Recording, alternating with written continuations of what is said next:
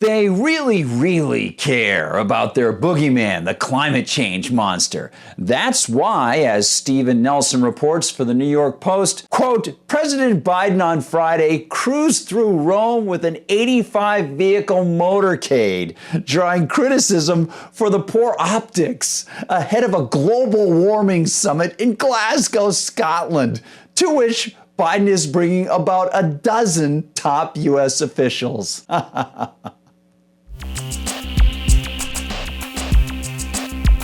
Hi everyone, I'm Gardner Goldsmith for MRC TV. Yeah, the Biden administration's do as I say, not as I do mentality.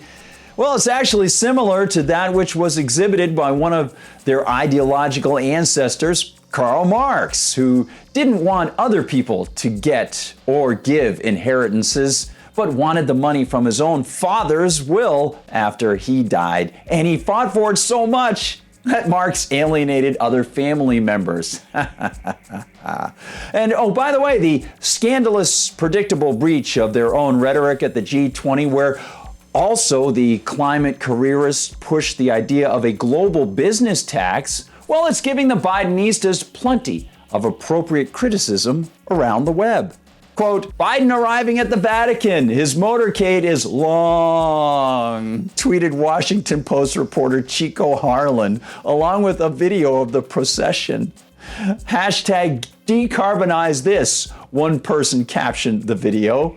Quote, America's Marie Antoinette class is Washington's elites, and that shows it, another person responded.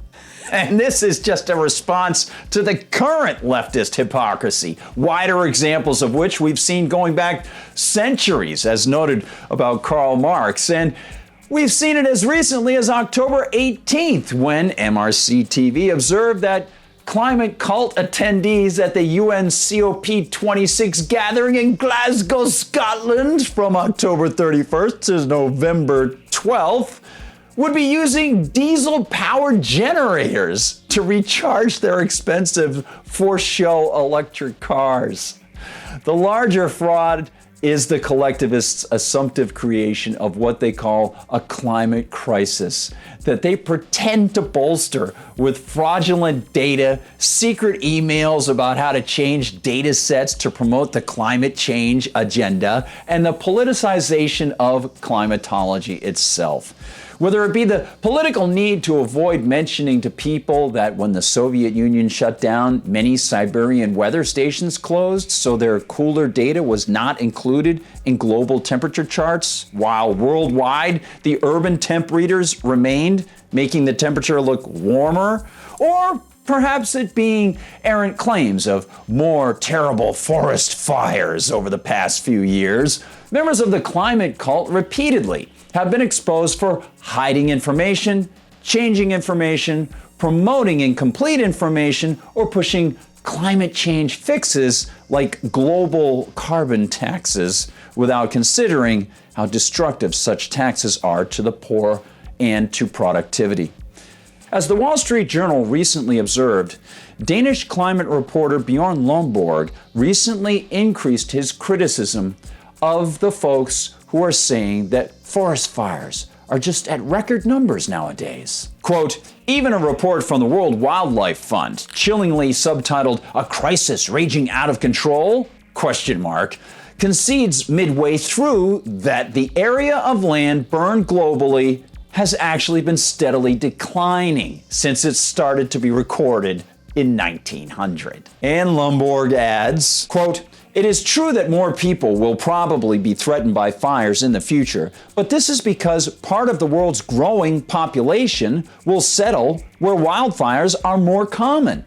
The number of homes in high fire risk zones in the western U.S. has increased 13-fold over the past 80 years and is set to increase further by 2050. A 2016 Nature study concludes this is true globally. Quote, contrary to common perception, the researchers write, human exposure to wildfires increases in the future mainly owing to projected population growth in areas with frequent wildfires, rather than by a general increase in burned area, end quote. And as Nelson notes, quote, Biden departed for the trip Thursday after unveiling a $1.75 trillion framework for social and environmental spending that includes $555 billion in green energy and anti-pollution spending that he wants Democrats to pass. Biden said the legislation would turn the climate crisis into an opportunity.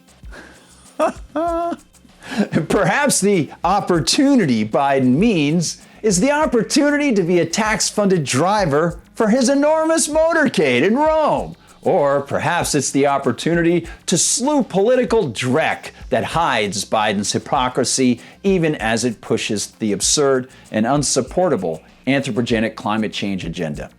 Because it sure seems as if Biden wants to expand those wonderful sectors of the economy that he loves so much, and to do it at our expense.